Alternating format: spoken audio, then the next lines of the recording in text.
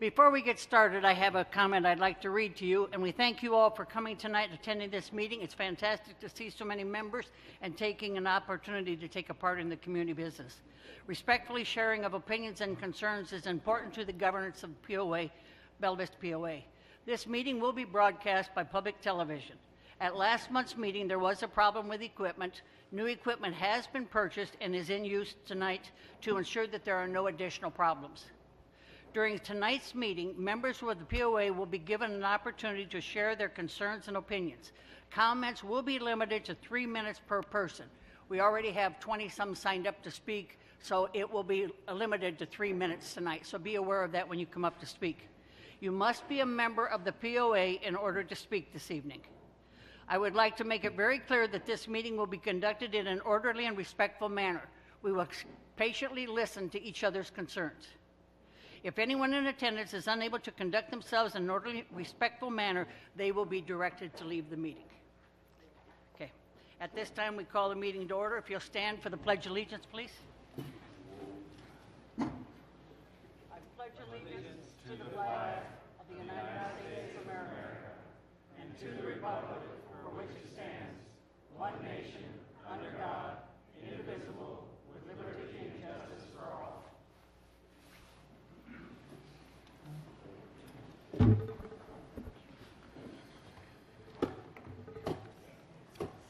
Thank you. We'll go ahead and approve the minutes for the September 20th and 27th. Doug? Just before we get started, I'd like to announce that Jerry Hover has Mike Abbs proxy. Mike is not in attendance today.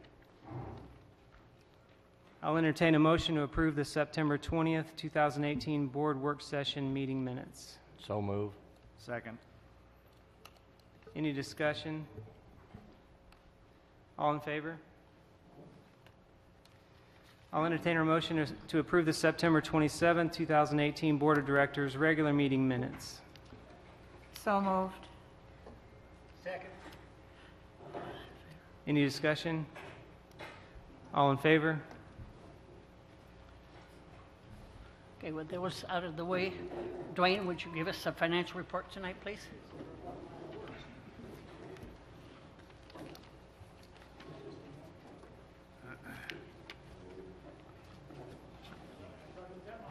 How about this one?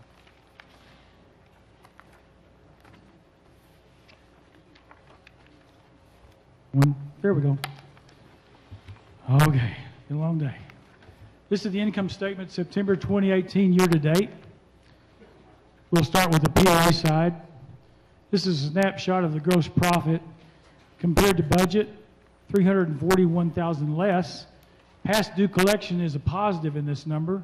Legal brought in 94%. Balance accounting. Investments is a negative. Less investments to invest, 61,000 down. Food and beverage down by 87. Golf down by 241, weather related. We've seen that every month. Looking at compared to prior year, food and beverage is a plus, 563,000. Lake Point had been open 5 months in 2017 at this point in time. Rebates down 93,000. We get a rebate every other year from Carroll Electric, and we got one in 2017. We expect to get another one in 2019. Past due collections down 122. Legal had a large windfall in 2017. And donations down 180. We got the Walton Skill Park donation of 170, and also the fishing dock from Fly Tires in the 2017. Investments down 442, less investments to invest compared to prior year. Looking at total operating expenses, 574,000 positive. Labor is 295,000 better due to savings in open positions. Maintenance and repairs, 190,000 savings. Equipment and tool savings, 125,000. And other combined divisional savings, 56,000. Health insurance is a negative, 169. We're self-funded. Looking at the prior year comparison, labor's up 810,000. Food and beverage is 54% of that number. Other budget changes across division make up the balance. Health insurance is 531,000. We had low claim years the first 9 months in 2017 as a comparison. Insurance is higher by 106. We had large credits in 2017 that we don't have this year. And utilities higher by 96. Again, food and beverage operation, 63%. Looking at the EBITDA, at the end of 9 months, POA running better than budget, $232,823. Looking at the water utility, same time frame, gross profit better by $697, a lot more growth, more usage, more connections. Looking at prior year, $402,000 better, growth again $548, and less investments $162,000. We're putting in all those water meter replacements. Looking at total operating expenses, $91,000 less than budget. Health insurance also on this side, $39,000, self-funded. Credit card charges, more people are paying with credit cards, $29,000 more than what we budgeted. And outside contracts, service contracts, $25,000. Looking comparison prior year, equipment and tools, 119 negative, small equipment purchases that weren't in 2017. Health insurance, 66,000, self-funded. Labor, 61,000, open positions that were filled. And outside contracts, 23,000, again, service contracts.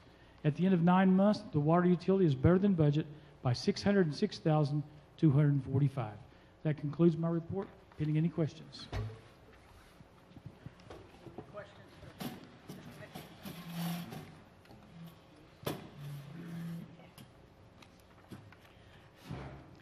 If not, we'll move on.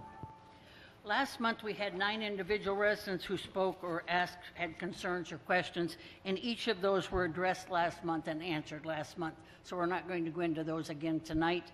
And we do have about 25 people now that have signed up, so we will need to limit it to 3 minutes. If I mispronounce your name, I apologize beforehand. There's some writing up here I'm not sure I can decipher, but I'll try my best. Throne Donnell, I think it's first one.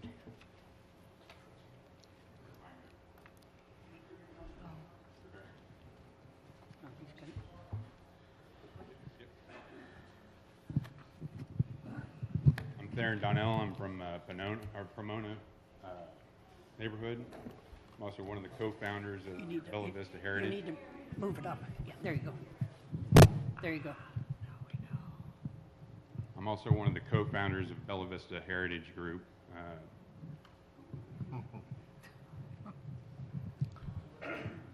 We're just holding. Yeah.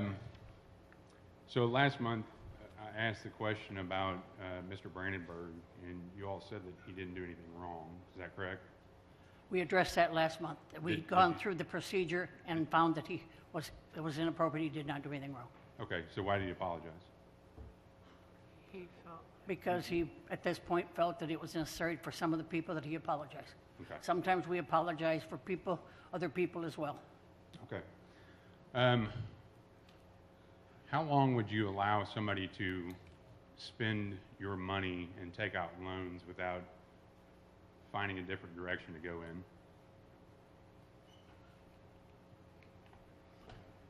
I'm asking a question. I'd say no comment unless you cite something specific that we've looked at in the past. Specifically, $800,000 loan that we shouldn't be having to take out. And what specific topic are you talking about? Has the board and Mr. Judson taken out an $800,000 loan from the water department?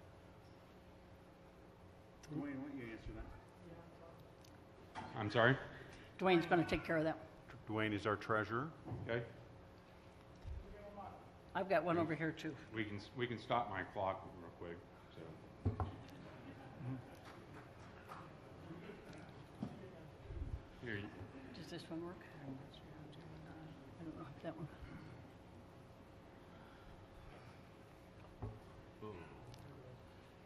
It's not on. Testing one, there we There go. you go. Well, keep in mind that the water and the POA are one entity at the end of the year. Going back over 2 decades, at times when cash was tight on the POA side or on the water side, funds have been borrowed. In every instance, these funds have been repaid with interest. At the time, the POA owes $800,000 to the water department, which is clear on the balance sheet. These funds were used to supplement our recent cash expenditures. The borrowing of funds at this time was anticipated 12 months ago. When I put the budget together, I planned to borrow $2.7 million, and it was pretty clear even to the board and to the public at that time that we At what interest rate? At 5%. We did it at Wall Street Journal Prime. 5% interest that we're having to pay out because you guys can't manage We a pay it budget. to ourselves. We're paying it to We ourselves. pay it to ourselves. We're paying it. It's a shortfall. You can't say that, hey, we can take out a loan, we're okay. It's 5% interest loan that we're having to pay back. Besides the point. If I can I see everybody's hands that's opposed to the trails? Adamantly opposed to the trails. Let's ask for it. If you will all look around and notice that most people are not opposed to the trails. Now let me see the hands of the people that are opposed to doing things irresponsibly and without membership's approval. Did we get to ask how many people are in favor of the trails? Yes, I did. By saying opposed, I don't have to ask who's in favor of it because obviously that's in favor of. Some could be neutral. How are you neutral? You're either one or the other. Okay. That's fine. So the point is that membership is concerned about your all's decision making, and we voiced that concern, but yet 0 people are saying, listen, we understand your concern. We're going to try to do something different. Let's figure out something together. But you all just go on down the road, hey, we're not going to do anything because we made that decision to the best of our ability, but now we have concerns, and nobody wants to listen. Nobody. Let me ask you another question real quick, and I'll be done with my questions. If you're losing $100,000 on something, when do you start reevaluating whether that's going to be profitable or not? If you're $100,000 over budget, which you already said you're going to have losses on a restaurant, when do you sit down and go, okay, we're not quite on track. We need to make sure that we're not going to sink in another $3 million into something we're already losing money on. Before we started that, we gave target dates. I'm not asking that. I'm asking when would you reevaluate if you're well under budget or well over budget of what you're doing? Since we've set target dates, I would guess that we would do it after the 3rd year Right, and then so say three whether years. we're there or not. And this is the reason why you're having to borrow $800,000 from the water department at 5%. Thank you very much. You're welcome. Is that Natasha Brand? Natasha Brand, is that correct? Thank you. Just pull it out if you want to. Just pull it out, it's fine.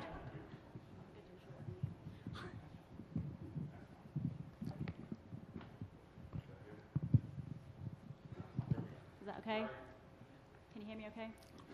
You need to speak right into it. Okay. My name's Natasha Brand. I'm a Bella Vista Trail user. Speak up a little bit. Speak up a little bit more. A little bit more? Okay. Yeah, a little bit more. Okay, yeah, I'm a Bella Vista resident and I'm a regular trail user. I just wanted to address some concerns about the trail tonight. I'm actually a researcher for the University of Arkansas in outdoor recreation and sustainability, and we've been working with the city for the last 10 months on trail research, looking at the benefits of the trail for the community. So the survey was sent out on social media over a period of 2 weeks and asked opinions of trail users about how they felt about the trails. There's a couple of things that I wanted to address to the concerns on social media, and one of those was the tax dollars that our trail users spending in Bella Vista as opposed to the neighboring towns. The survey showed that 83% of the responses were people eating locally in Bella Vista, 23% camped locally, and 47% were shopping locally here. So we had an average overnight spend of $217. The second concern I wanted to address that we've been hearing a lot on social media is that the locals are not using the trails. 80% of the regular users actually live in Bella Vista zip codes. So I know that's a small amount of info because we don't have a lot of time today, but the report is going to be available on the city website next week. So if you guys have any questions about that survey and you want to know any information, I have the report with me. Okay, thank you. Thank you. Thank you.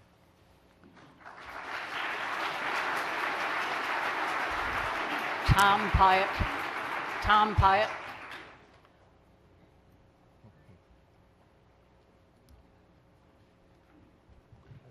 Hey, Tom.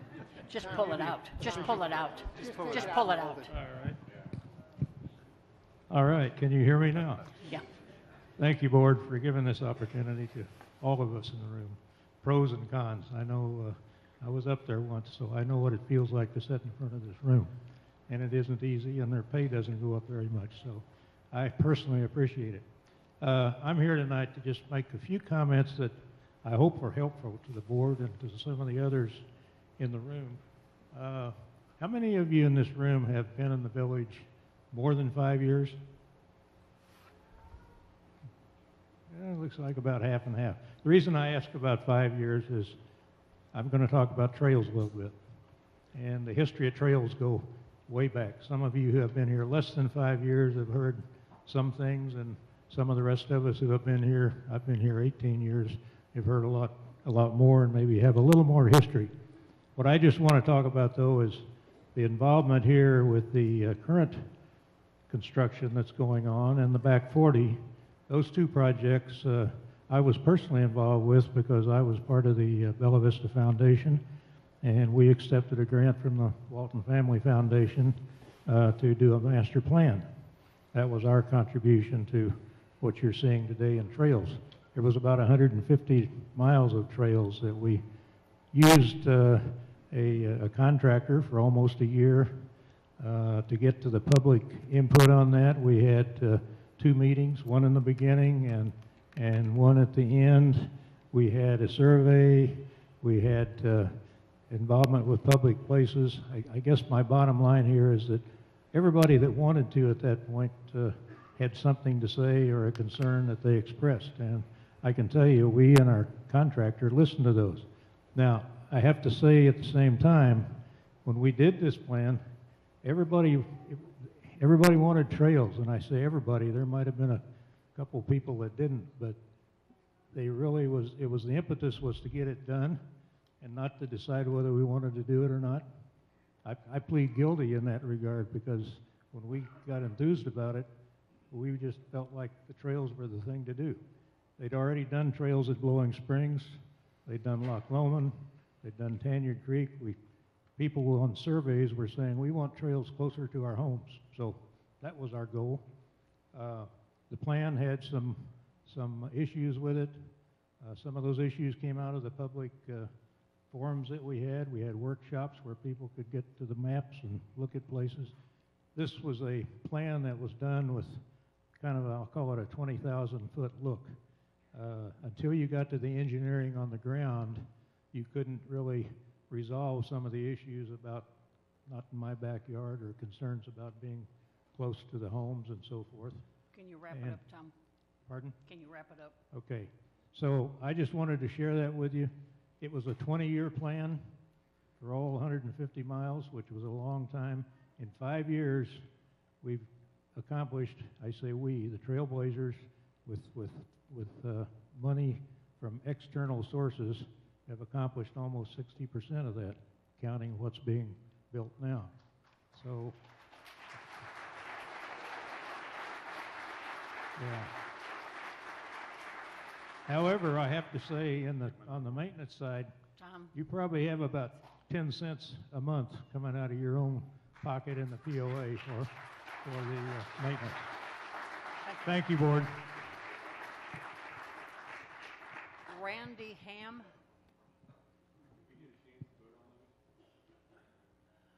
Excuse me. Randy Ham has the floor, please. Randy Ham has the floor. You had your turn. It's my turn. I know, but I was going to wait until you were finished. Okay, good. As she said, I'm Randy Ham. I've lived here 4 years. We bought a home chasing grandkids in retirement, which many of you probably have done. I'm here to talk about trails briefly, and I'd like to wear 2 hats.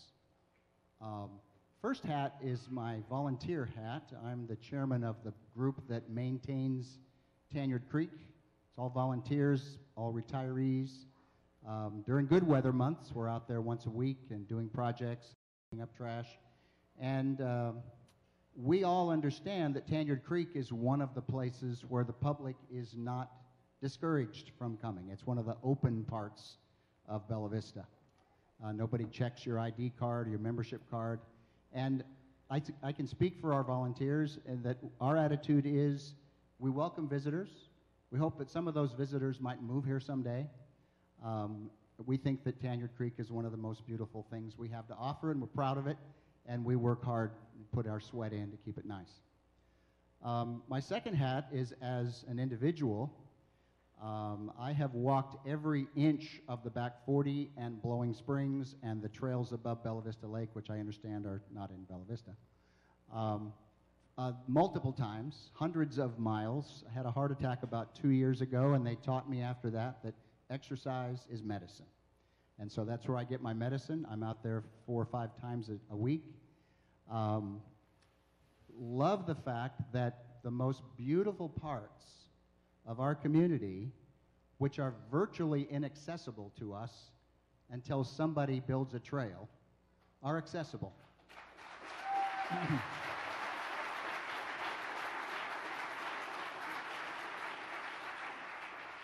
And I'll close with this. The fact that it's impractical to gate off those trails doesn't bother me.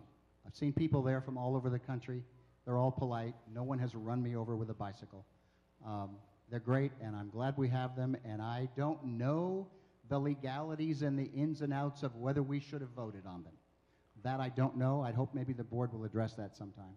But thank you for your time. Thank you.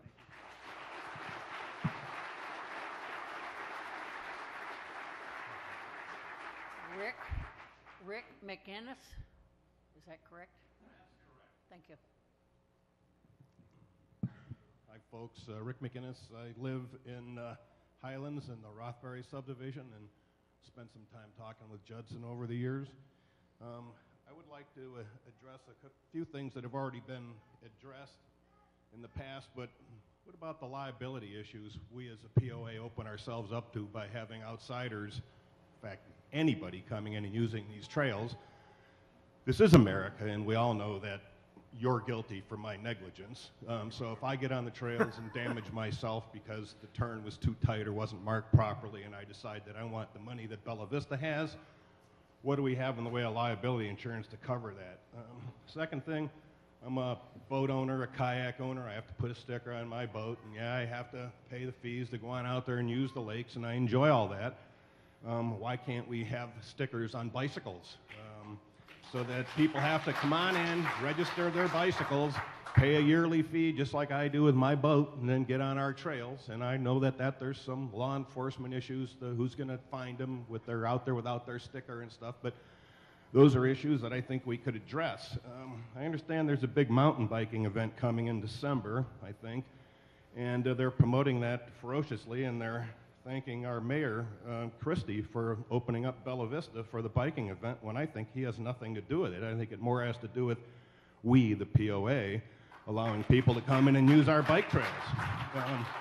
I think we're sitting on a golden egg down there in Blowing Springs. If we're going to have these mountain biking events, certainly we ought to be charging people to use our venue and then get on our trails. And then we can open that up to vending and everything else and bring more business in town.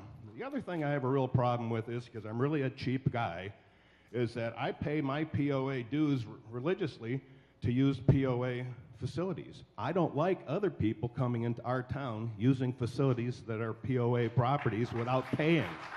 Again, it's another enforcement issue, but since we seem to be having a cash flow issue at the moment, maybe we ought to be looking at maybe putting somebody on sitting in one spot checking trail license stickers or something. Or maybe we need to work on getting a POA promotions committee together to start sponsoring and bringing more events in, but getting money out of these events instead of letting them use our facilities.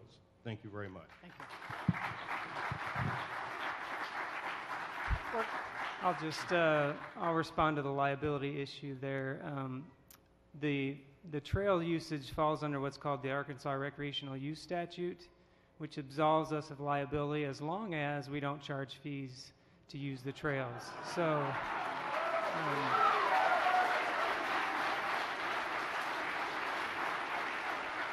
I don't say that in a negative way. That's one of the requirements of the statute. So, next up is Marion Heath. Quiet, please. Can I take this out? Sure. Hi, thank you very much for your service. You're doing something I would never, ever I'll speak into it. You are doing something I would never do. I volunteer in the community. When we came here, we lived in Hawaii for 18 years, and when we arrived here, we felt an aloha the first day we arrived. Total strangers, they didn't know where we were visiting from, but the embrace was wonderful, and that embrace is still here. I've involved myself in the community by doing volunteer work, being on committees, and interacting with business people. What I value the most are the people here in the community, so I do want to hear from all these other people because they do give us another side to hear from. But here is what my point is. We have the ground rules, and you can tell me the right name of it, but it's the original documents that were written for Bella Vista. Before people even bought land here, you all are very familiar with it. And I know you have an attorney that's on your staff that guides you through all this. It's just common sense to me that you would not go up against anything that's written in those rules. And I'm constantly reading on the internet and mainly in the Facebook that we are seeing people blaming the POA for doing illegal things. So here's my suggestion, and I don't know how much you want to take it, but we not only have Facebook to use to get that message out, and you are using your Facebook POA to get a lot of good messages out, but let's put it in the newspaper and let's address the individual things. I heard it tonight. They're blaming the POA for not following certain guidelines, and the guidelines are things that you folks know. And when I read those guidelines, I don't think I'm a most brilliant person, but I have to tell you, I don't understand it. And so people who are interpreting it are spreading the word in the media, telling them what their interpretation of it is. And I would like to see people who have authority, attorneys know how to read it, and attorneys can give it our translation. Thank you. Thank you.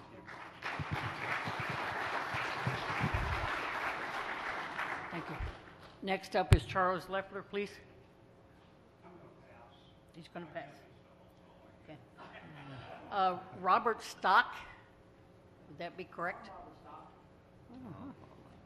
Okay. Hello, everyone. How are you? My name is Robert Stock. My wife and I have lived here in the village for 23 years. I've talked both of my daughters and their families to move here. I've got 5 grandkids. We use the pontoon boats. We've used the trails. We use a lot of things. Bella Vista, I love it. The problem I think people are having is expenses. Last year, golf lost $2.5 million for about 12 or 15% of the population that live here. The trails, they take what? 0.1%? I don't understand why no one's over here pounding the table and talking about expenses. I've spoken to Mr. Judson on a number of occasions, and he starts every meeting, very nice. Everything we do here in Bella Vista loses money. Well, the question is why? Because Mr. Judson allows it. I don't have a voice in that, and I understand being on the POA board, hands down the world's worst job. I mean, I feel sorry for you. It's no one loves you. Everyone likes to take pot shots at you. But the problem of it is that in 10 years, you're going to lose $22.5 billion in golf alone. 10 years. You have a young guy in charge of golf, pay him $80,000, $100,000 a year. So in 10 years, you're going to pay a guy $1 million to lose $22.5 million. Now, come on now. I mean, and you could say the same thing with restaurants. They lose $1 million a year. In 10 years, you're going to pay a guy $1 million to lose $10 million. You have to get a handle on expenses. Unfortunately, you people on the board are supposed to be good stewards of the financial responsibilities of the village. But losing money after money after money, the problem with golf right now is $41 to play golf. I play golf. I was a golf course superintendent for 25 years. I can't play golf in the village because it's too expensive. But why is it too expensive? Because you've got probably 3, if not 4, golf courses extra that you don't need. Each golf course right now probably averages about 22,000 rounds of golf from the golfers here in the village. And if you looked at the number of golf courses, I think the USGA calls for 40,000 rounds of golf per golf course to maintain optimum maintenance standards. But you don't have that here. You've got 20,000 rounds of golf for a very, very select group of individuals that are taking all the money. And I don't understand why the trails, I don't have a problem with the trails, but they're like 1/10 of 1% of the budget. Can you wrap it up, please? I'm going to wrap it up. There you go. So expenses, $22.5 million in 10 years just in golf. Pay a guy $1 million to lose $22.5 million. I mean, if I said I had a company that we need to invest in, would anybody at the table invest in that? Of course you wouldn't. You would say they had like great management? Thank you. I'm done. Thank you.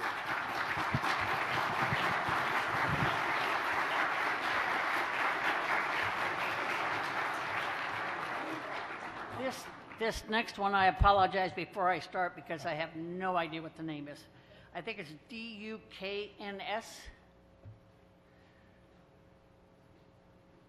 Give me a hint. Okay, no. Let's skip that one and we'll hit the next one, then come back with somebody and figure out who it is. What? Jim Klingler. This one. I know, I can't get it. Oh, let's go Jim Klingler. We can't figure out who the other one is. Yeah, starts with a D. D-U-K-N-S. Are you Jim? Yes, I am. Good, thank you.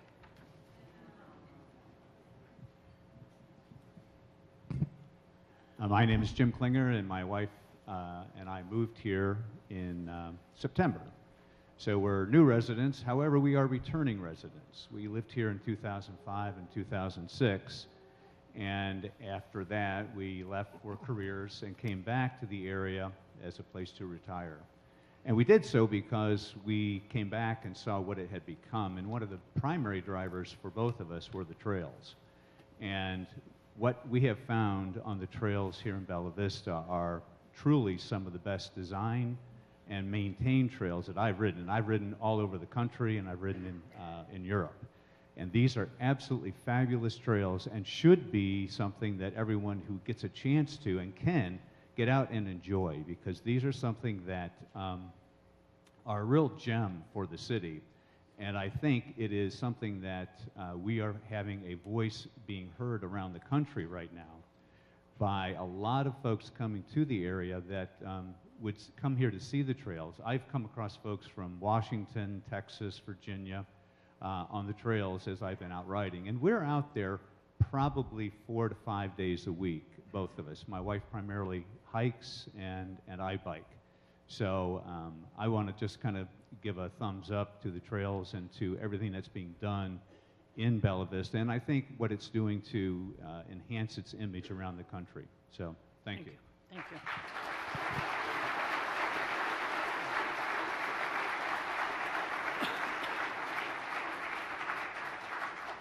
Next up, we have the Wells family.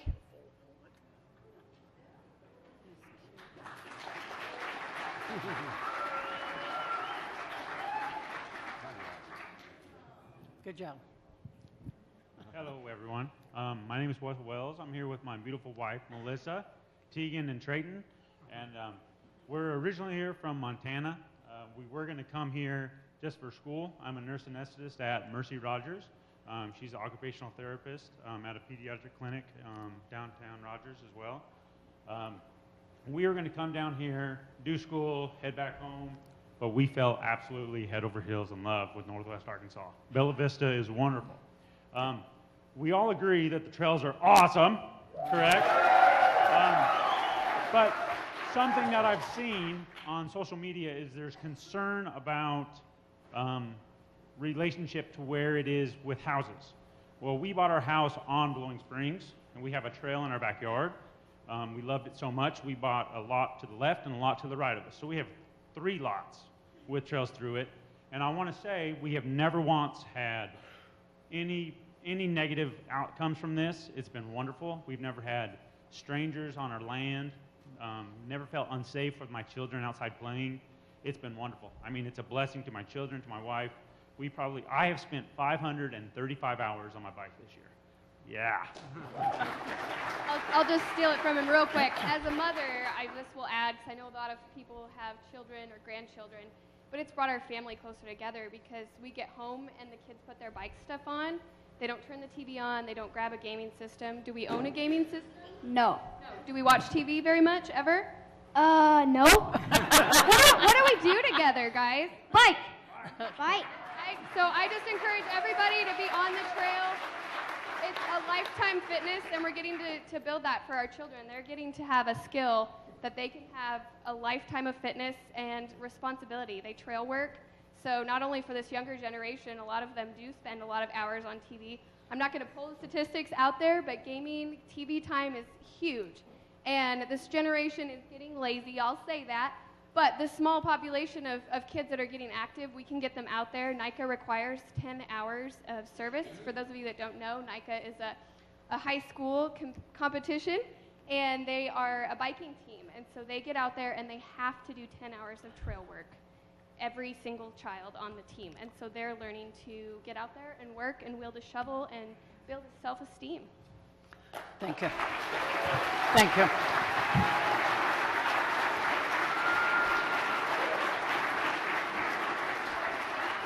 Next up is Brad Melton. Brad Melton, okay.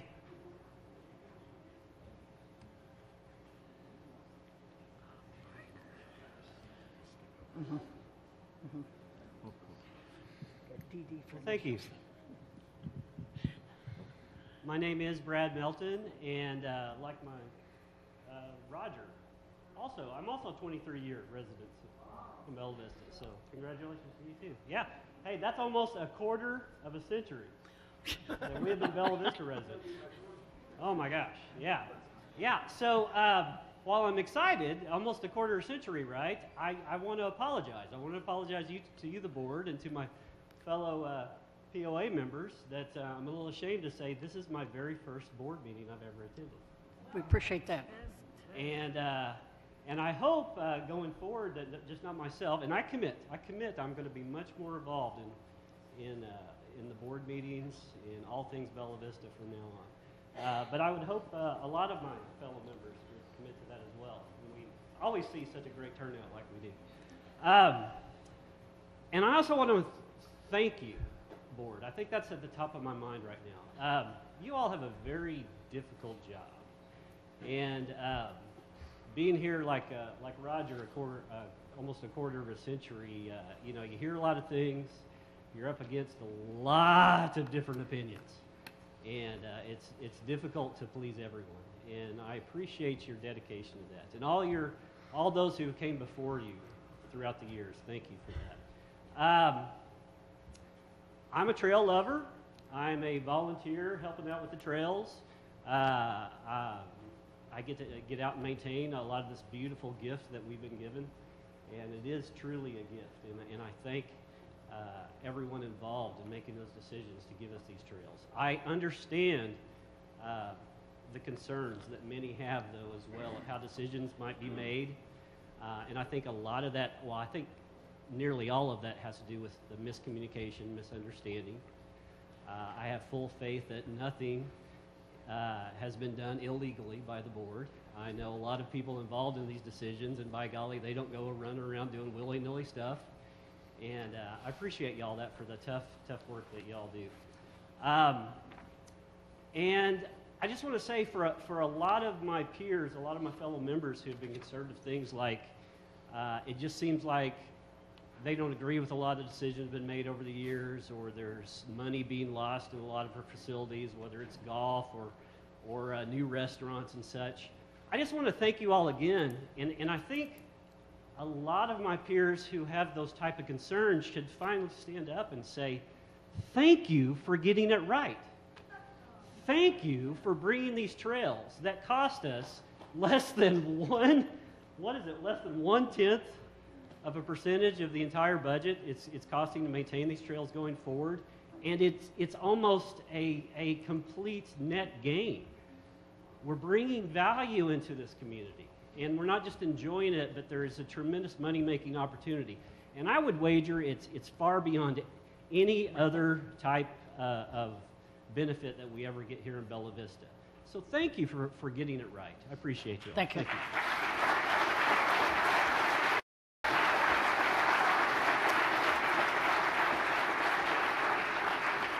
Next up, we have Joy Thomas Sawyer.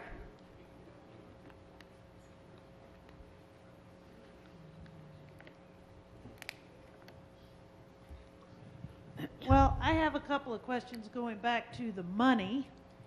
Last month when we were here, we expressed, and with Mr. Judson at the city meeting, we expressed a concern about the board just borrowing money from the water utility. And we expressed that there's not enough transparency between the board and the membership about things like that.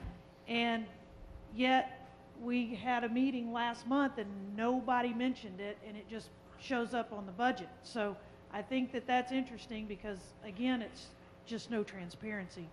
I don't know what member functions are. Can you tell me what member functions are? That was a line on the budget, and it doesn't seem like anybody knows what that is. You're talking about a line on the balance sheet. Member functions? Yes. Member functions is money paid to us that hasn't been used yet. So it's just, Okay. it's like a potential sale, but right now it's a liability because we haven't got the benefit of the sale yet. Okay. We needed that clarified because nobody knew what that was. Yeah. And somebody asked me to just inquire about the stump dump and what's going on with the stump dump. There are still people who are having, really hard time in that area with the smell. It continues to burn. We know that ADEQ and the EPA are involved, but Brown's Tree Service specifically has been seen dumping there. So currently, they're still dumping. And so at what point are we going to stop dumping, and at what point are we going to fix the problem? I don't think that the POA has the money to pay somebody, so I don't know to work with ADEQ or whoever, so I hope our attorney can maybe kind of juggle that around because we're obviously broke. Well, no, we're not broke, but let me close. address no, we're not close either. But from what I've been told, I met with the mayor yesterday. Brown's Tree Service is dumping sand to try and control the underground fire. They're not dumping additional waste material. Okay, that's not what people are seeing. So that may be what the mayor is being told, but that's not what the community is seeing happen. If you are seeing anything, if they are dumping anything in there, I recommend that they contact the city as soon as possible. Okay, is that what they're going to do, is just dump sand on it to stop the That is burning? a question for Brown's Tree Service and the city. The POA is not involved in that situation at all. Okay. Thank you. Leslie Lampo. Hopefully that's correct. Okay. I've heard all this about how wonderful the trails are, and I'm glad that they're just wonderful and everybody loves them. But that's irrelevant. That's absolutely irrelevant. The point is not how much you enjoy them, how wonderful they are, and how you can get out there and ride them, and how your kids love them, and all that kind of stuff. How they're not watching TV and all that kind of stuff, and they aren't a gift to us. They're not a gift to us. They're a gift to everybody who doesn't live here, because we're paying for them. They're in our backyards. They're on our common property, and we didn't get to vote on it. That's the issue, not how wonderful they are. That's the issue, not how great they are to ride and how we meet people from all over the world on them. We didn't get to vote on them. That's the issue. Thank you. Thank you.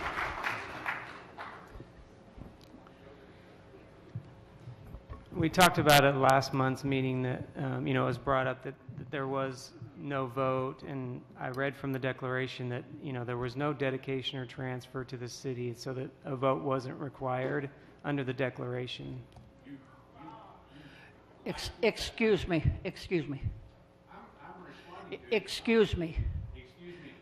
She asked the question, the gentleman's trying to answer the question. It's between these two at this point. Well, at this time, we're going to assume that he's telling it correctly. We're going to move on. Mary Shalaka? Okay. Mary Shalacy, and I live in the Highlands. Sorry about that.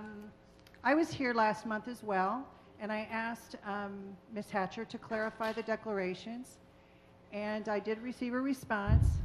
The history of our home purchase is we came up here for about 2.5 to 3 years, every 4 to 5 months, looking at property until we found our house. Our house we purchased in 2012.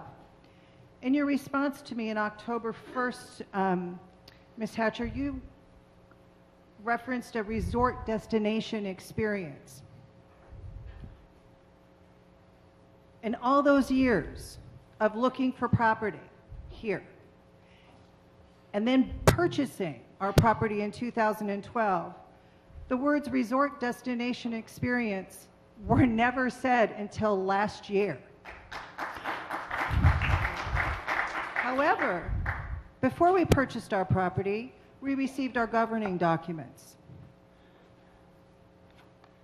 I reviewed all of them. Our declarations are clear. Nowhere are the words resort destination experience in those declarations. They set out the rules that our property is to be used for. Resort also signifies someone paying money to stay here and have guest passes. How does the board equate resort guests to carloads of teenagers from Bentonville, Springdale, or Rogers coming to use our amenities? As for Mr. Cash's response, he also used resort destination, and he tried to clarify the declarations after the dedicated or transfer part. You missed a little bit. It also says, quote, no determination as to the purposes or as to the conditions thereof, end quote, without a vote of 51% of membership. You say a license agreement absolves this board of a vote. But isn't that what a license agreement does? It sets out the determination and purpose of property and how it can be used. So there's two parts to our declarations. The members were deserved a vote on this issue. You obviously disagree. You also state the policy change was introduced in 2007, the guest policy. That was the same time the city was voted in.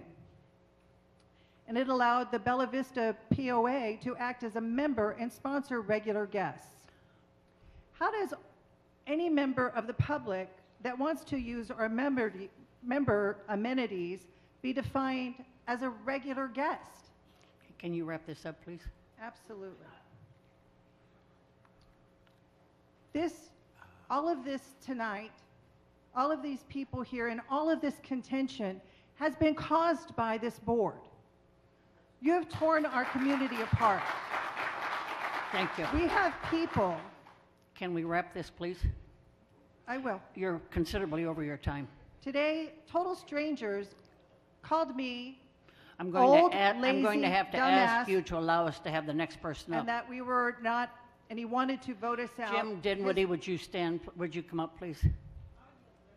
She's done talking for this evening. Thank you.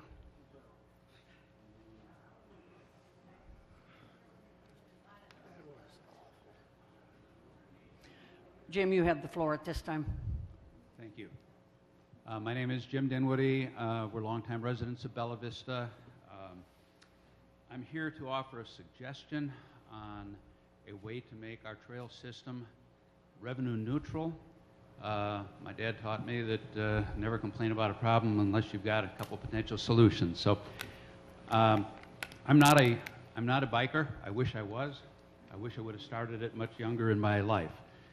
But I do hike the trails from time to time. I'm a golfer, but I have encountered many, many users of the trails, and I them to a person to be friendly, polite, respectful, and an absolute joy to be around. And I welcome the bikers and all trail users to our community, and I commend our community for making those resources available.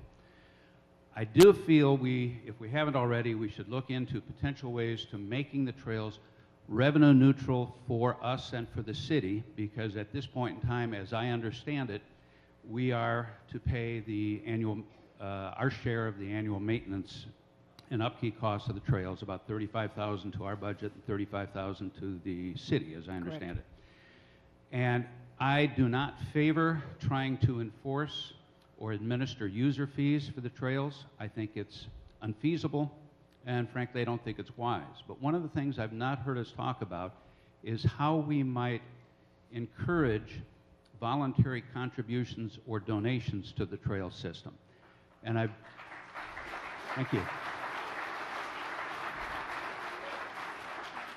I've done some very tops of the waves preliminary research into how we might use technology to accomplish this. Of course, simple solution is to put a cash box of some sort at each trailhead, but that's an invitation for vandalism and theft and would require manpower resources to collect the cash at the end of every day. It's just not workable. But I think using technology, there are a couple of things that I came across that might be worth looking into, and I'd be more than happy to talk with the board in more particular about each one. One of them is a product called Dip Jar. It's a service a product that's been available since 2014. It is widely used by nonprofits and for organizations for generating in-person contributions on the spot. It's a device about the size of a roll of paper towels. It's an electronic device. All it is a card reader. And if it was done properly at each trailhead, you could have one of these devices in a small kiosk. All a user would have to do, if they felt compelled to make a contribution to the maintenance and upkeep of the trails, would simply be to slide their credit or their debit card for a specific predetermined amount of contribution. Maybe it's $1, maybe it's $2, no more than $5. Can you wrap? Yes, I can. The other one is the utilization of QR codes. Those are those funny little square boxes with the barcodes. There is a way that you can take your smartphone and scan that, take you directly to a page on the Bella Vista website where you could use any number of services like Apple Pay or PayPal to make a contribution. So I think that's something that we might want to look at. Thank you. Appreciate that.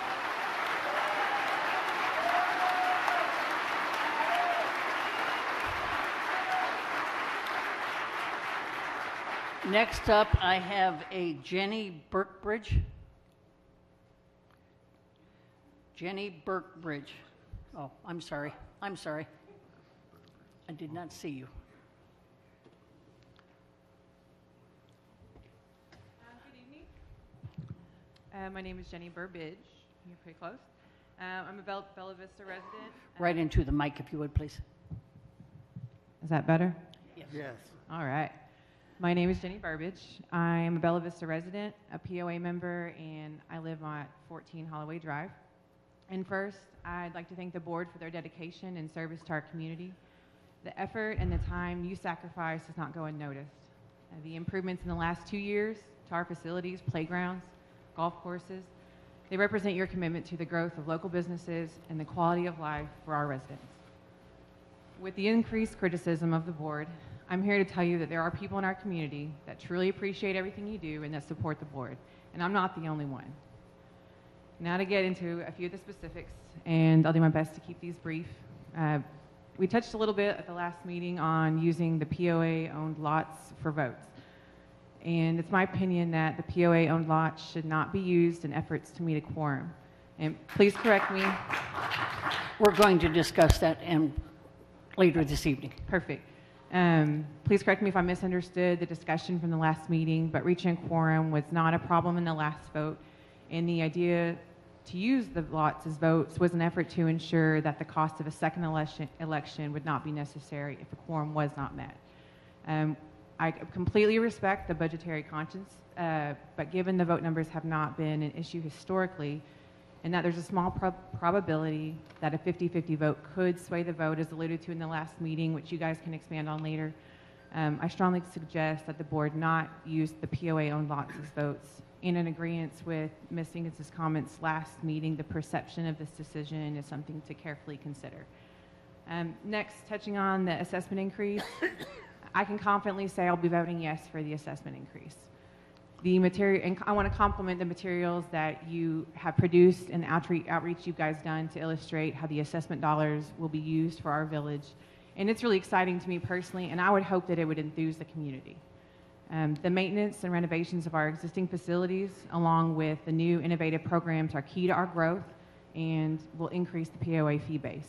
I consider our current monthly assessment affordable, and I'm willing to pay the additional fee to help not stunt the growth of our community.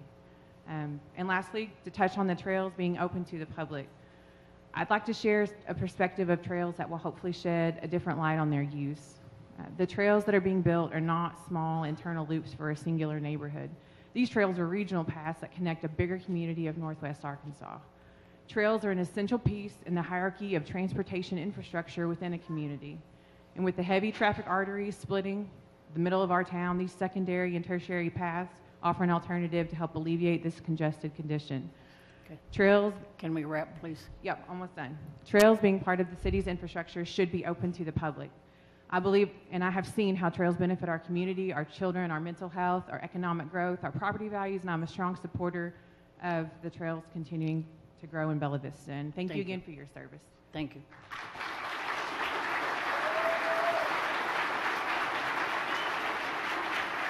Oh, Rita Schumacher. Rita Schumacher. Okay.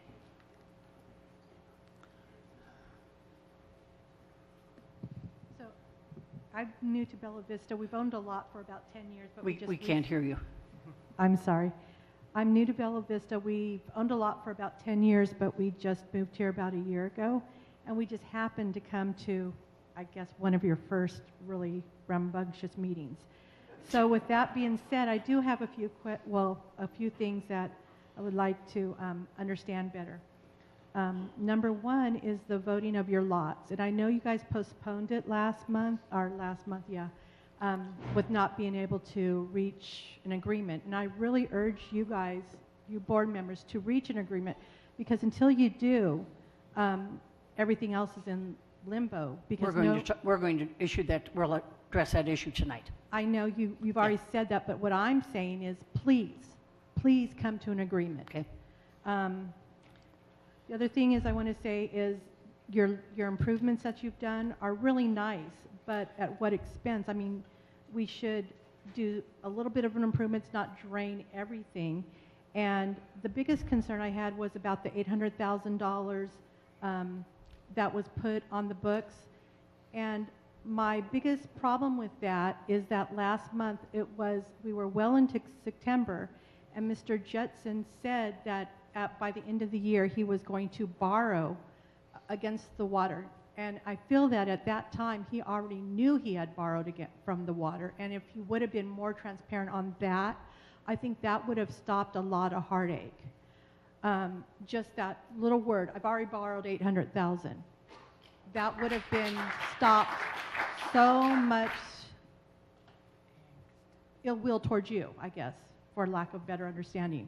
And the final thing I had, which was more of a question, is what steps, and I think somebody did address it, but from the board, what steps were taken prior to building the trails to let everybody know that the trails were coming in? Because I just lived in Centerton, and for the last 5-6 years, that's every board meeting I went to, which I didn't go to everyone, but I went to many, that's what was talked about. So I feel that, did you guys present that? Was it, coming down the strength, or did these guys not have any say in it at all? And that's purely a question because I wasn't here. Okay, we'll address that this time. So, let me in. Go ahead. Ma'am, earlier Tom Pyatt was speaking on behalf of the Bella Vista Foundation, but there were community meetings held. Now, I was not here at that time, but I've seen the documentation that there was public meetings held in December of 13, August of 14, and April of 15 to solicit input from the community regarding the trails. Ken Taylor, please. Excuse me, sir. Ken Taylor has the floor. Excuse me. Ken Taylor has the floor. Could I ask you, please, to not interrupt other people? You are interrupting. Ken, go ahead. I'm Kellen Taylor. I live off of Cooper. I have 4 kids, ages 6. Closer. I have 4 kids, ages 6 to 16. I help coach a NICA mountain bike team, middle school and high school, so 6th grade to 12th grade. I just wanted to come here and offer my support for the trails, my family's support for the trails here. Our students' support for the trails. We have many of our kids. I work and volunteer for the team at P Ridge, but many of our students live here in Bella Vista, and our team has adopted a 2-mile stretch on the back 40 from the Bella Vista Community Church down to the bridge by the stoplight there. That's what we maintain that. It's an awesome.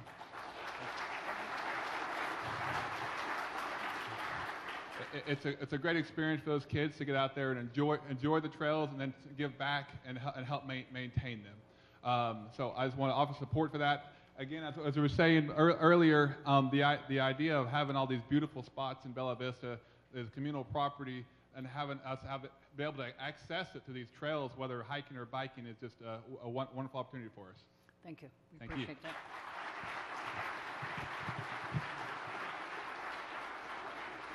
The next one is Kelly, Losan. Kelly L. Okay. As I said, I apologize. Okay.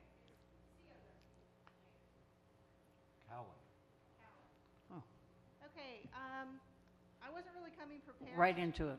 I wasn't really coming prepared to talk tonight, but I've been here a couple years, and just listening to the things that people have on their concerns and stuff, it seems like a big part of it is the fee portion of bringing in money through the trails and also the voting part. And I haven't read Just a minute. And I haven't read. Thank you. We appreciate that. I haven't read all the rules and regulations regarding what has to be voted on by the members public, so this might be a very ignorant statement. But my understanding is that you guys were put in this position to make a lot of these decisions for us, and so to me, whether or not we were not able to vote, I feel like there's a lot of decisions made in government that I don't have a say in, but I was able to vote that person into their place. But again, I haven't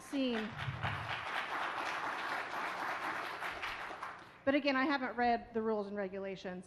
I think some of the things that could bring more revenue into Bella Vista would be to have increased lodging, because trails and mountain biking is growing in this area like crazy, and there are a ton of events coming into town, and we're really missing out by not having more places for people to stay here and more awesome places for people to eat here.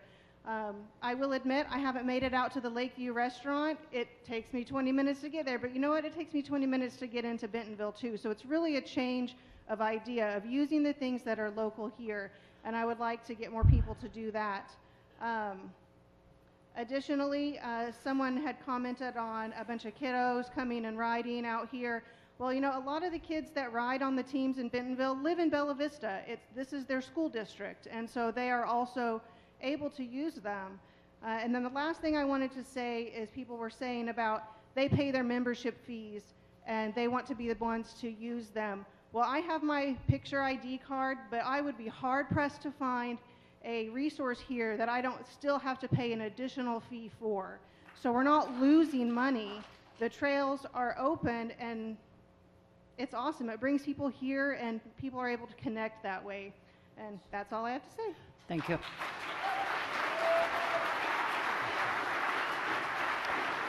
Next up is a Nick Hodge. Nick Hodge. Okay. I hope it's Hodge.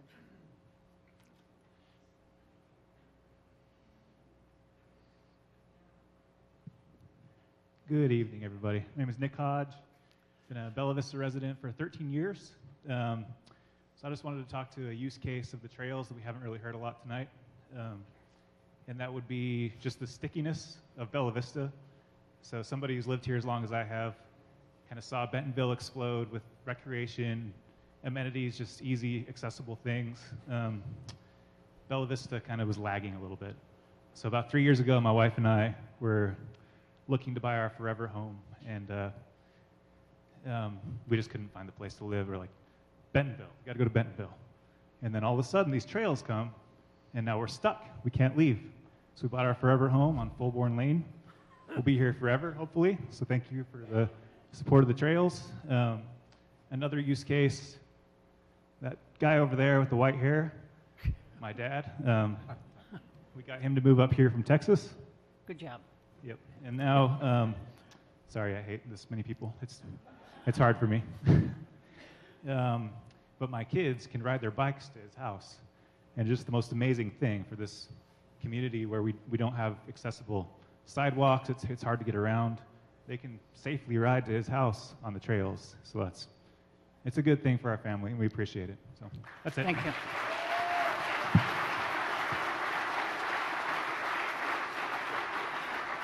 The next one, the last name is Weaver, N-E-N-E Weaver. Is that close? Thank you.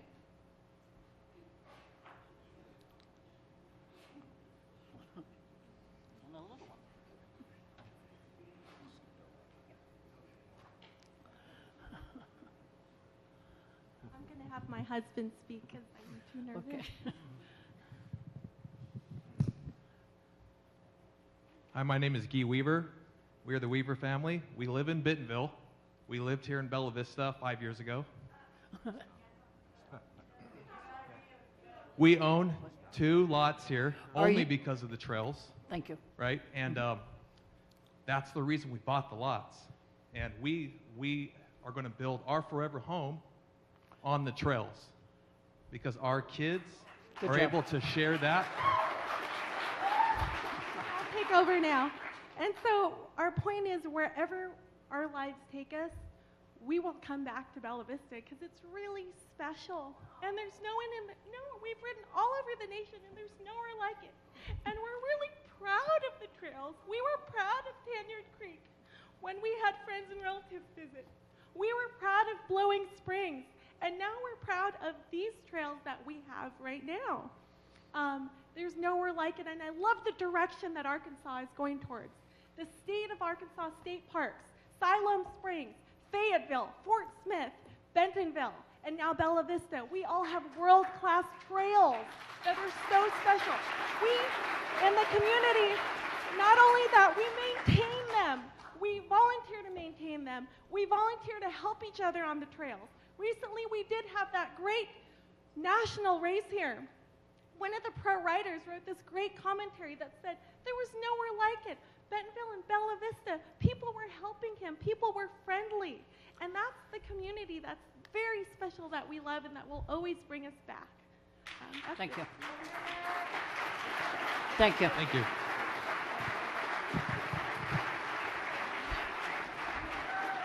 Next up is Becky Neal.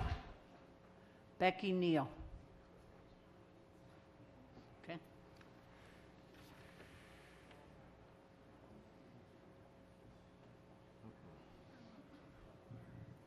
Thank you. I just want to say, this is really nerve-wracking, by the way. Right into the mic if you would. Okay, my name is Becky Neal. My husband is David Neal, and we have lived in Bella Vista now for over 15 years. The reason why we chose Bella Vista when we moved to Northwest Arkansas is because we could afford a lot and still have, without having to buy a lot of property because we couldn't afford a great deal of property. And we liked that it was private. We liked that the common property was behind our house. we did buy the lot next to us as well to also have that privacy. So I do understand completely the concerns that many people in to have, that they moved here, they wanted the privacy, that, you know, part of the common property draw was that they did have this, you know, the privacy that they have. And so in my heart, I understand why some people are upset about something that's new, that's coming in with these trails and the possibility of them going behind their house. I get it. But also being part of the biking community, I would love to have a trail behind my house. This is our forever home. We've been here over 15 years. We're here in Arkansas. We are the owners of Mojo Cycling. I'm also a school teacher in Rogers. And thank you. And I coach the Rogers Nike team. Because I know the biking community, I know that I'm not at all concerned. As private as I am, absolutely, I would love a trail behind my house because I know that this is not an issue that I would have to worry about. But I also realize that some of the loud minority doesn't represent everyone out there. I do feel that at times people insist that they say it's because of this, that they didn't have the vote, this 50, you know, the vote that was required. And I don't know enough about it, honestly, to be able to have a say on it. And I admit that. However, you know, some of these same people that insist that that's why they're so upset, they're some of the meanest people with some of the comments that they've made. And it's clear that they don't like bikers. You know, we've had people post a photo of our private residence on Facebook. We've had people say that, you know, oh, we'll accidentally shoot people that are out riding their bikes. It's crazy. And so people that insist this, trust me, I understand. I'm there. I bought in Bella Vista because of the privacy. But, well, I'm not looking at anyone in particular. But there are comments and there are things that have been posted that go against what people are actually saying. You know, you can say one thing, but your actions and your words are certainly saying Can you wrap it? So much more.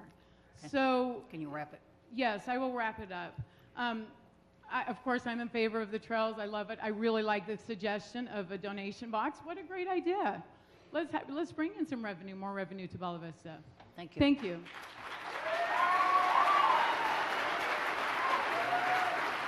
Okay. We are going back to the person who we could not identify. If your initials are DD and did not have a chance to speak and would like to, please come at this time. If your initials are DD, that would be you. I'd love to find out what your name is. David Dixon. Okay. And my mountain bike nickname is Double D. Oh, okay. But, None of us won the pool. I think everything that I was going to say has already been said. I love mountain biking. If I didn't, I'm 60 years old, and Jim Dimwoody, you're not too old. I'm going to come by and pick you up for next Wednesday night ride, and I'll bring a bike for you. If I didn't ride, I'd weigh 300 pounds. I struggle to stay at 200. But that's the fact. I ride hard. Anybody that knows me knows how hard I ride, and I would be a lot heavier. Yeah. So that's all I got to say. Except Brad, how old are you? 67. Brad's 67. He's a rider too. You're not too old to ride. And we have rides every Wednesday nights. Just come on and join us. Look us up fast, and just join us. We appreciate it.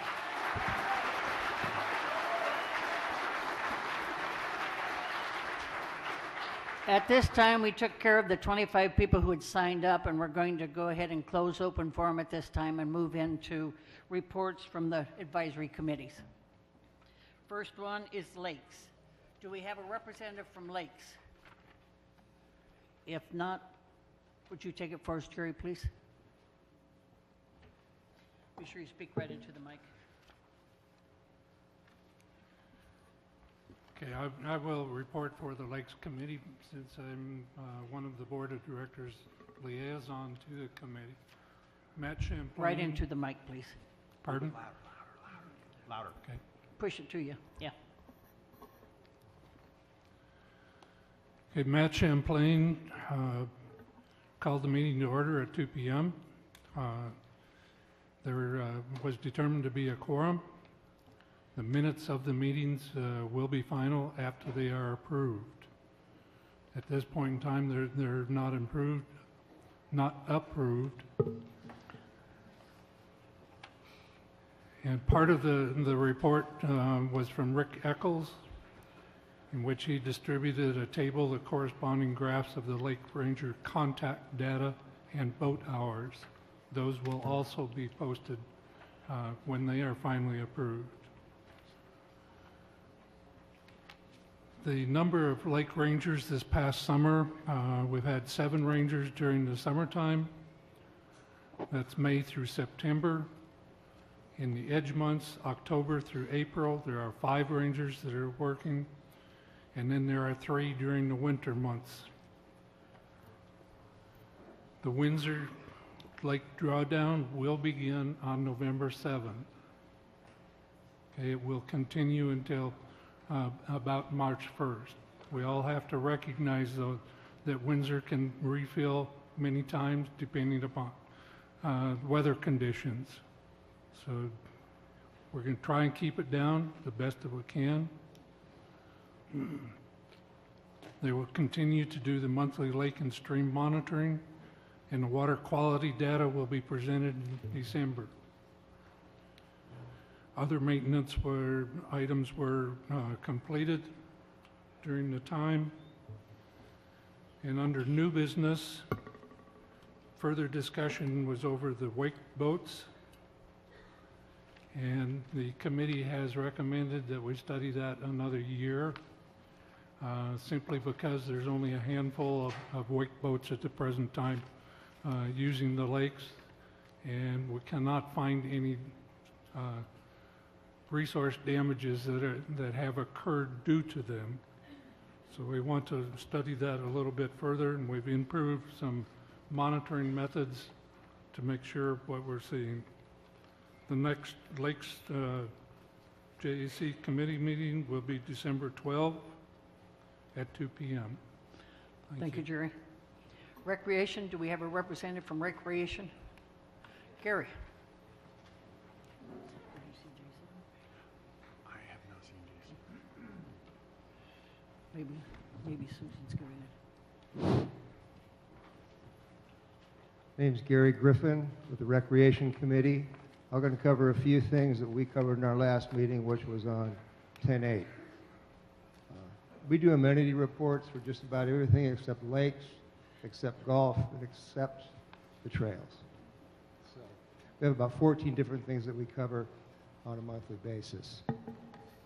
For Branchwood, parking lots have been redone. The new parking lots that we have there have been full. We've gotten a lot more play from the reopening, with a lot more people attending classes and using the amenities there as well. Gun ranges, recently held a barbecue that was a success that had about 45 attendees, and at this point in time they're also laying another line for another trap lane. RV storage lots have been repacked and surfaced. The target completion date to open those up so people can get their stuff back in is December 1st. At the Loch Lomond complex, it's in good shape overall. There's a little maintenance to be done on the bathrooms, but other than that, they're in good shape. The Metfield complex, our team out there talked to a family that was playing mini golf. Very happy with it. There is a little repair that needs to be done to that, and that's one of the things that we recommended earlier. Now, at the new meet and greet that we had last month, we had several members, we had 85 new people there. We also had a few folks that were talking about volleyball. Do we play volleyball here? Do we have any teams, or where can we play? There is a group that plays at the beach on Monday nights, and we got that information out to that person who's responsible for that to see if we can get anything else done. And one of the things that our committee works continue to go ahead and interface with anybody who is at their amenities while they're reviewing them, or if they're at other amenities, to talk to people about the recreation, what they like about it, what do they think could be added to it, is there anything else that they could tell us relative to the recreation committee, so we can take it back to our committee and then present things to the board. Our next meeting is going to be on November 12th. If you want to find out more about what we do, come on in. It's at 4 o'clock. It's at the board. It's at the boardroom. And with that, if there are any questions, all right. Thank you. Thank you, Gary.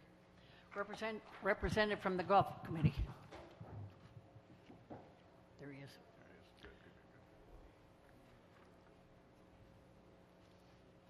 Jason? Did you say me from community involvement? Jason Lloyd, Chairman of the Golf Committee. Our meeting was a few weeks ago, and just some quick highlights. We congratulated Daryl Muldoon on his recent promotion to Director of Golf Operations. The committee voted on presenting to the board to eliminate the players' assistance for 2019, saving some approximately $80,000. Some cool things that are happening. The junior program in Bella Vista had 9 of high school students make All-State in 7A and 4A, and which is great for Daryl and his team. And we have 2 seniors, one from Gravette and one from Pea Ridge, that are going to get scholarships to college. So great programs and things are going on. They have hired a new pro, Hillary, out at Tanya Creek. She's going to handle Tanya Creek facility. She's an LPGA player, has played LPGA events. She went to Cincinnati, I believe, University, and won some events in the collegiate level. She's going to be focusing on the junior program, club fittings, lessons, and club fittings and sales, of course. Lessons in the junior program out there. The other one, if you want me to go ahead and cover the new committee, Tom, we have, I guess from the recommendation of the board, started a new committee. I am also the chairman of that one. Our last meeting, we went over basically trying to figure out a name for the committee. It's a cross-functional committee. 2 representatives from the Golf Committee, Recreation Committee, Lakes Committee, and the Community Involvement Committee. And so we're trying to develop a committee from all aspects of the community to take on some projects for the future, trails, event centers, whatever.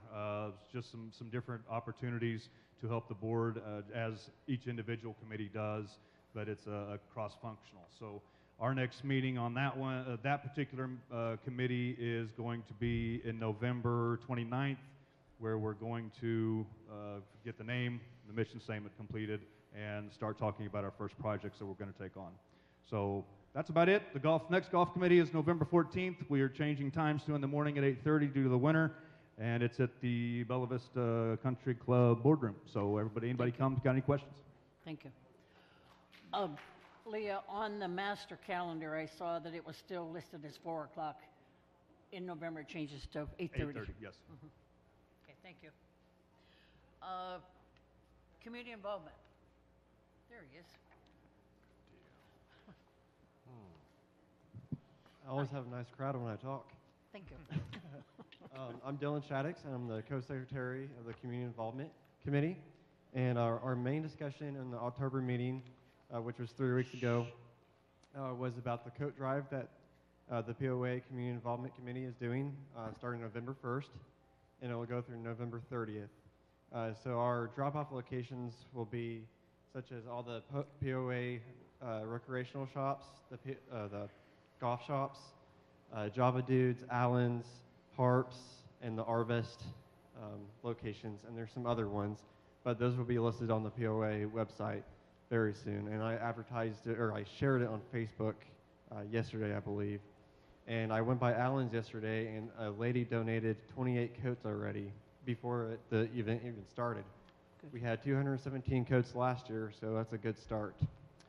But that was the main discussion of the October meeting, and I If anybody has any coats to donate, you can contact me.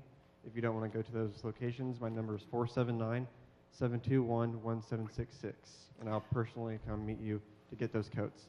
And those coats will be donated to the schools that the Bella Vista kids go to, such as Cooper Elementary, the Gravett School, TJ, Sugar Creek, and there might be one other. I don't remember at the moment. But any leftovers will be going to the DEB project, which helps foster families in Bentonville. Our next meeting will be November 1st at 6 o'clock at the Country Club. Thank you. Am I correct, Dylan, that it is gently used coats for kids and adults as well? Because there are some of the older kids who need adult sizes? That's correct. Okay. Thank so you. if you have gently used coats or new coats and like to donate it, they would greatly appreciate it. Okay, that takes care of the advisory committees. Let's move on to Rules and Rec Committee report.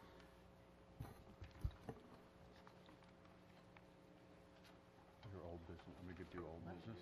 Old business. Of each section. Yes.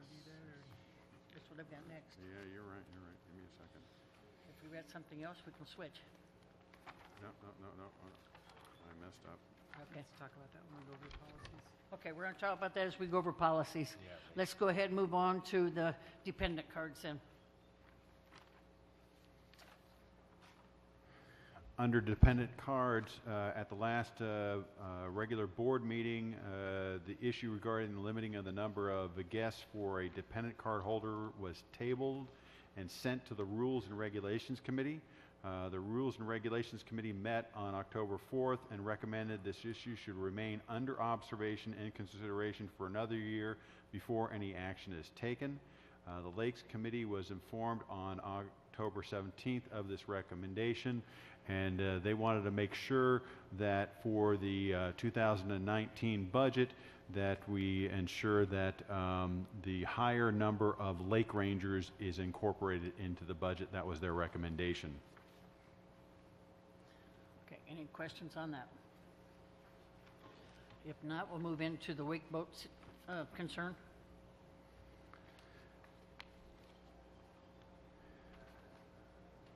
The Lakes Committee made two recommendations regarding wake boats. First is to modify the sign-up form to include a determination of a wake boat, a boat that can take on ballast, so that we can track the number of boats that fall into this category, and we can track those over a lengthy time period. Also, as mentioned previously, the committee recommended no decrease in the number of lake rangers for the 2019 budget, so that they can continue to monitor the lakes and wake boat use on the lakes. And my understanding is the wake boats are relatively new in the last 3 or 4 years. That's correct. So And the issue is coming up now. Yeah, and we're trying to accurately determine the number of wake boats on our lakes and how much of an impact they are having. And then if we can track them over an extended period of time, we can get an idea if they're growing in use. Okay. A wake boat, I'm not a boater, so I apologize if I get anything wrong here, but a wake boat takes on ballast and at a slower speed can create a larger wake, which at times can be disruptive and cause damage to the shoreline. Earlier this year, our regulations were modified to extend how far out the boat must be from the shoreline from 100 feet to 150 feet. That answer your question? Okay, moving on. At this time, let's move to new business. The first item on the agenda is voting the POA lots. I'd like to have a motion to discuss that topic.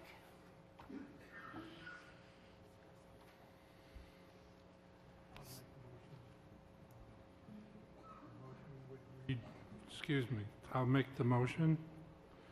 And the motion would be that the Board of Directors will not vote the lots in affirmative action at the next assessment election.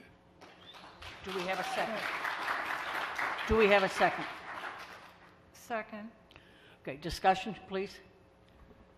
Yeah, I know we've looked at an option of voting a percentage and of the votes to not sway the vote, but to help create a quorum if the next assessment vote doesn't have a quorum. And we've also discussed a third option, not part of this motion, but related to the same topic, that that as in the past votes, we voted for, these votes were cast for the 600 lots to both assist the positive result and to help with a quorum. And the concern in regards to not voting or to voting proportional, my concern is I've got a good feeling, because we've had good community input regarding the latest attempt at an assessment vote, and we've gotten good ideas from people, and we will develop more of those during the spring. And I've got a feeling that when we go out and present this assessment concept to the community next year, that we may get 55–60% in favor, and we spent $38,000, but we won't achieve a quorum if we don't vote these 600 lots that amount to 2.5–3% of the total to meet a quorum. If we get 55% for it and we miss the quorum, then we've kind of wasted $38,000. So that's the other concept, or the other opinion on it, that I'm expressing.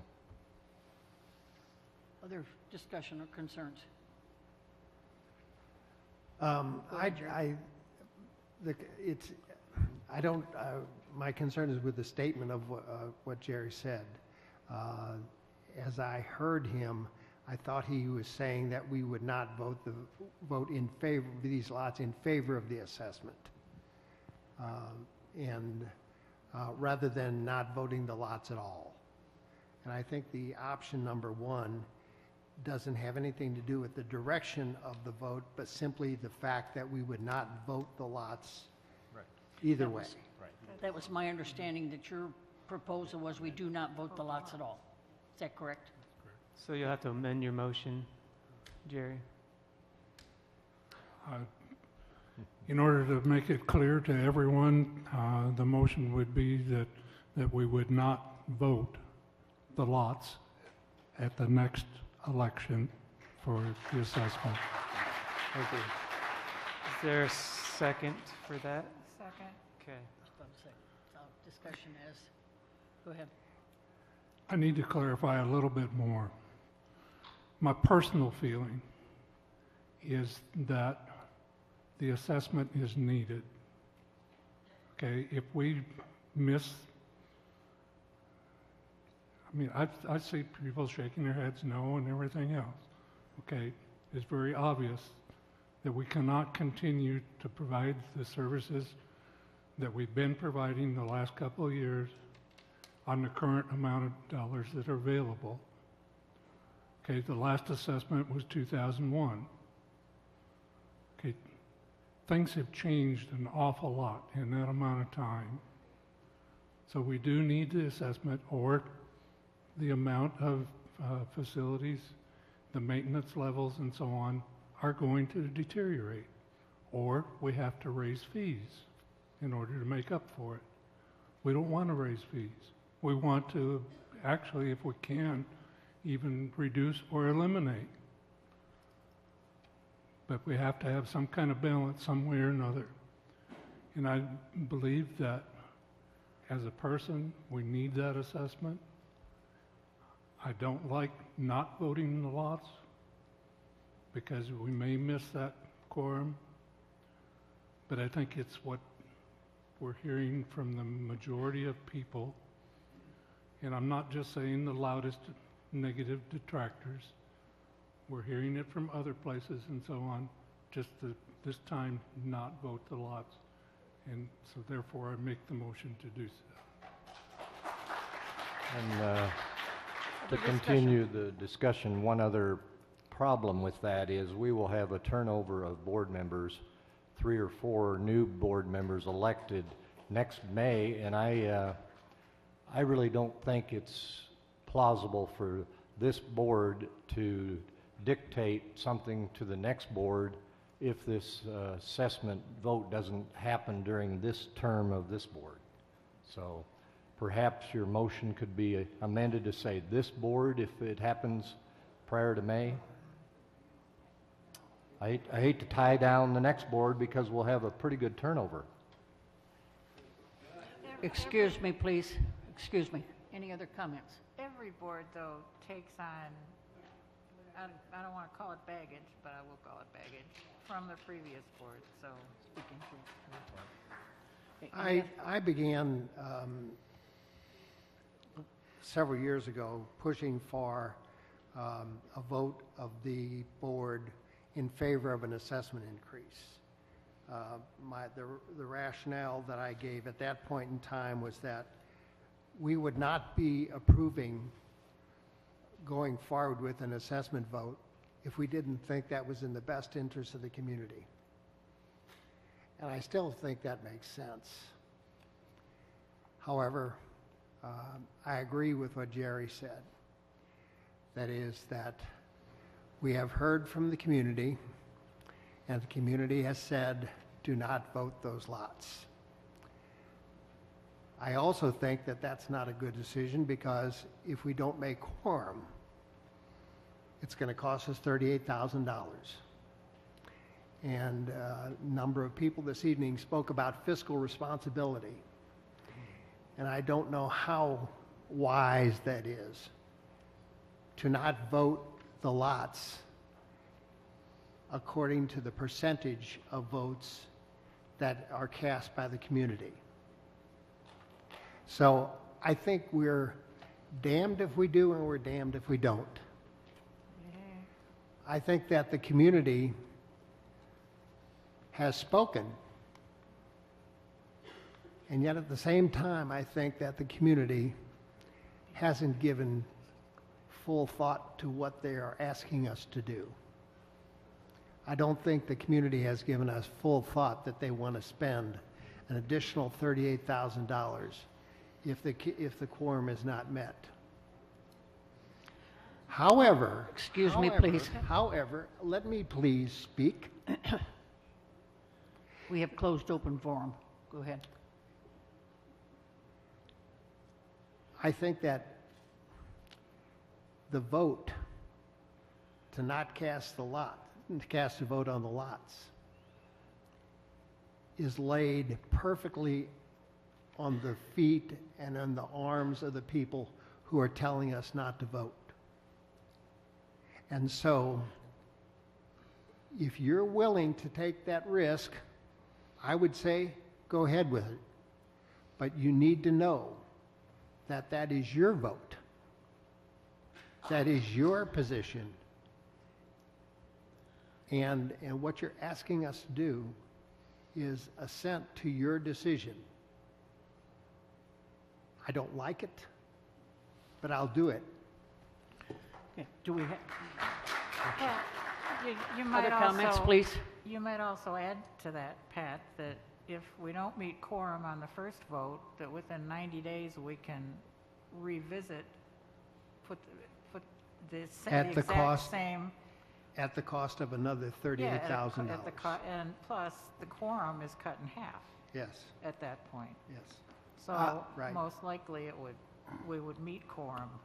I have every confidence that we don't need those 600 odd lots to get a quorum in this next election, and I'll stand by that. That's my piece. David? I too have been talking to a lot of members of the community out and about, not any particular group. And what I find is people tell me, vote them, don't vote them, I don't care. Just get an assessment increase. Our assessment is ridiculous. So if we have to bow to some certain element and not vote the lots, which my personal feeling is that it is our responsibility to do everything in our power to get an assessment increase passed if we think that's the right thing to do. I will bow to the majority here tonight, and if the majority says do not vote the lots, I'll go that way. And like Pat says, we risk another $38,000, and we know where the liability for that will rest. It's not us being irresponsible. Okay. Anything else before we take a vote? Just one more comment. The sounding I get in the community from lots of friends and acquaintances is that the part of the assessment proposal that was the onerous to the community was the $14 million community center that would have put us into debt. It wasn't necessarily $10 or $2. It was that got the uproar of the community, in my opinion. That's strictly my opinion from the feedback that I've got from a lot of people. And you can rest assured that the next proposal will have an alternative concept for Reardon Hall or community center, and it'll be a lesser amount that wouldn't put us in debt. And I have real strong confidence that the next proposal will be really well received by the community and as we go out and present it. So again, I know I'm in the minority vote here, but I want to express my comments. Okay, at this time, shall we call for the motion? All in favor of the motion from Jerry? That we will not vote the lots at this next assessment This election. board will not vote the lots. I also hold Mike Abbs proxy, and he votes yes. Any opposed? Okay, the motion carries. So we will not be voting lots for the next assessment. Moving on to proposed changes in the bylaws. Yeah, let me start that because I Please do. I didn't really, that was part of the meetings that we had with rules and regs, and then as well submitted to the board in the work session a week ago, some policy changes, and Doug can explain each of them as we go through it. There's a number of changes, mostly emanating from the appointment of committee members, so it necessitated a number of changes. Number one, to the bylaws, Article 8 of the bylaws. We removed a reference to a couple of committees that no longer meet or exist, so that's Article 8. There's red line versions in your packet there as well. Then there were changes to policy 1.01. Again, all these changes were just made to clarify how committee members are appointed. Policy 1.01 and policy changes to policy 1.03. Guidelines for association committees. The policy 1.03.3 is removed. That was a reference to a marketing and communications committee. And then 1.03.8, I believe, is a resource and advisory committee that no longer meets. Changes to policy 1.04, joint advisory committees. Again, there were references to those committees that no longer meet. So a lot of these were uniforming up the language with regard to that change. I'd like to make a comment, if I could, for the audience. These changes that Doug proposed were reviewed thoroughly by the Rules and Regulations Committee, and after approval by the Rules and Regulations Committee, were then sent to the full board. And the full board considered each of the changes very carefully and found them all to be consistent with the way in which we were reforming the policies, rules, and regulations, standardizing language, et cetera, due to the fine work that Doug has done. I would say that you can have full confidence that we have thoroughly reviewed these documents, and that our proposal that we accept the documents as amended by Doug McCash and others on the committee is made not not without due consideration and careful study. This is the first reading tonight of 2 readings. There'll be another one next month, and I understand we need to do each one separately? Yes. Okay. Just call for a vote. Do you want to read the motions, or do you want me to do it? I can take care of that.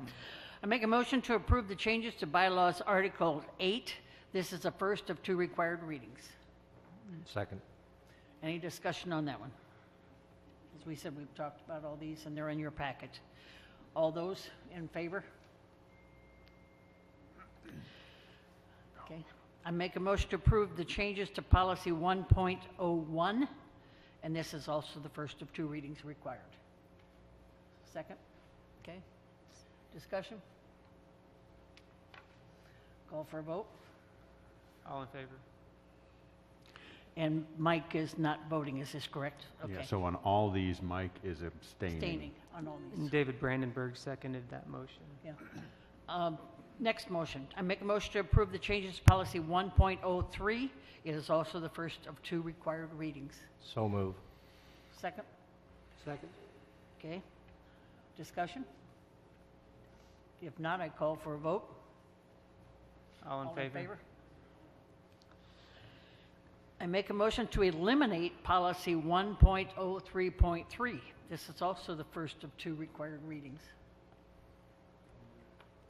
Second? Second. Okay. Any discussion?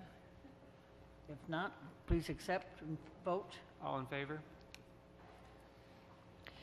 I make a motion to eliminate policy 1.03.7, the first of 2 required readings. So move. Second? Second. Okay. Further discussion? If not, those, All in favor? I make a motion to approve the changes to policy 1.04. This also is a first reading of 2 required readings.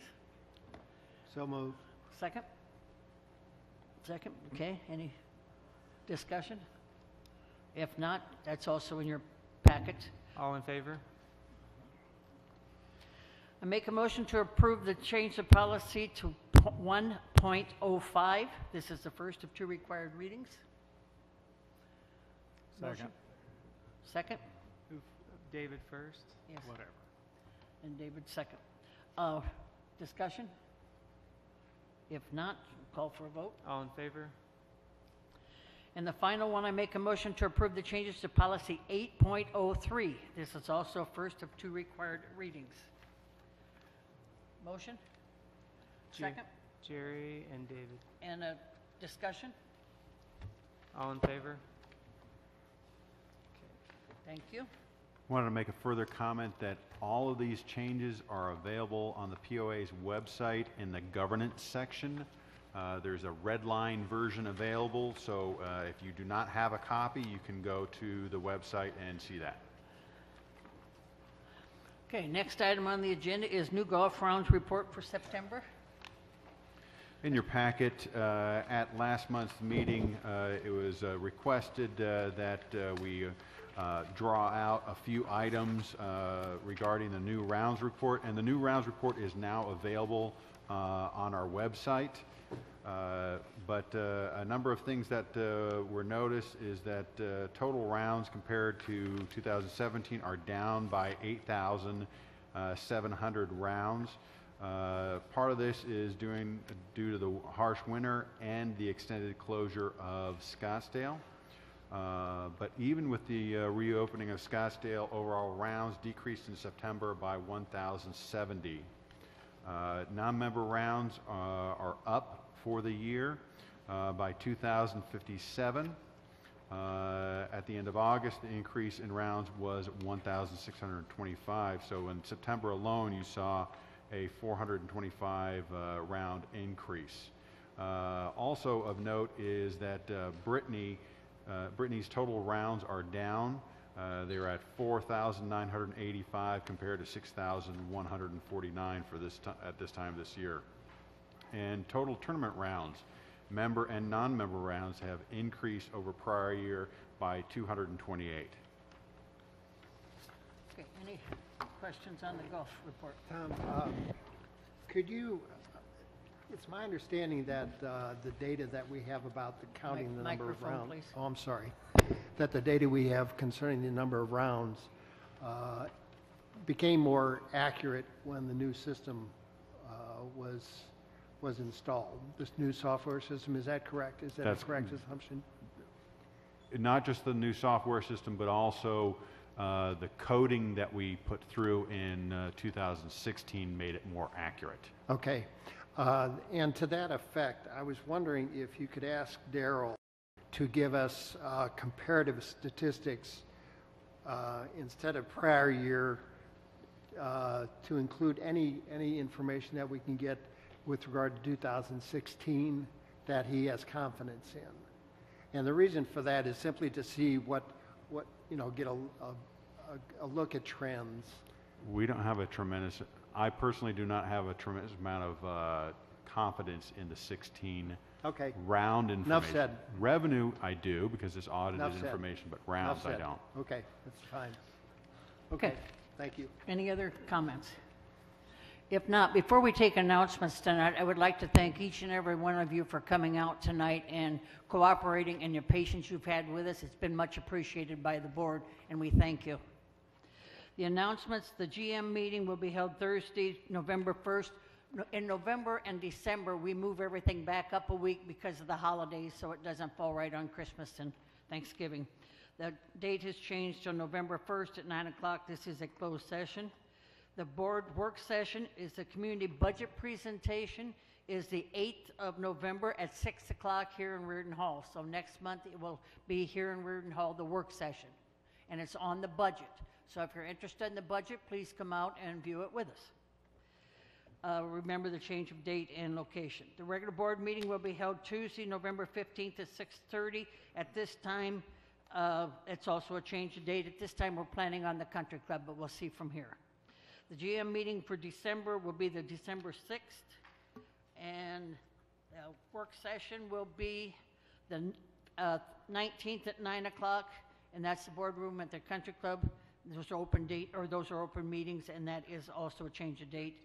13th, you like that day better? Okay. December 13th at 9 o'clock, and then the regular board meeting will be December 20th at 6:30 in the boardroom at the country club. If no other comments, we stand adjourned.